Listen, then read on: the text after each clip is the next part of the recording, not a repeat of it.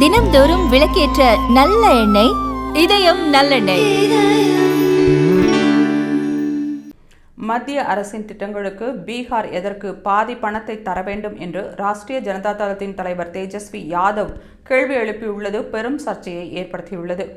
பிரதமரின் பீகார் சுற்றுப்பயணம் மற்றும் திட்டங்களின் அறிவிப்புகள் குறித்து பேசியுள்ள தேஜஸ்வி யாதவ், பீகாரில் சட்டமன்ற தேர்தல் நடக்கும் வரைதான் பிரதமர் நரேந்திர மோடி பீகாருக்கு வருவாரே தவிர தேர்தல் முடிந்த பின் பீகாருக்கு வருவதை பிரதமர் நரேந்திர மோடி முற்றிலுமாக நிறுத்திவிடுவார்.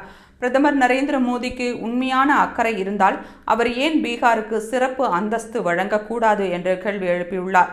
குறிப்பாக வளர்ச்சியில் பின்தங்கிய மாநிலமான பீகாருக்கு சிறப்பு அந்தஸ்து வழங்க வேண்டும் என்று தேசிய ஜனநாயக கூட்டணியில் அங்கம் வகிக்கும் ஜனதா தளம் உட்பட அனைத்து அரசியல் கட்சிகளும் நீண்ட நாட்களாக கோரிக்கை வைத்துள்ளன. தேர்தலை மனதில் வைத்து பிரதமர் கொடுக்கும் திட்டங்களையும் வெற்று அறிவிப்புகளையும் பீகார் மக்கள் ஒருபோதும் நம்ப மாட்டார்கள் என்று தெரிவித்துள்ளார்.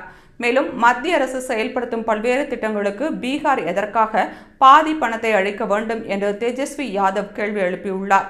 இந்த கேள்விக்கான பதிலை தேஜஸ்வியின் கூட்டணியில் இருக்கும் திமுக அளித்தால் சரியாக இருக்கும் என அரசியல் பார்வையாளர்கள் தெரிவித்துள்ளனர்.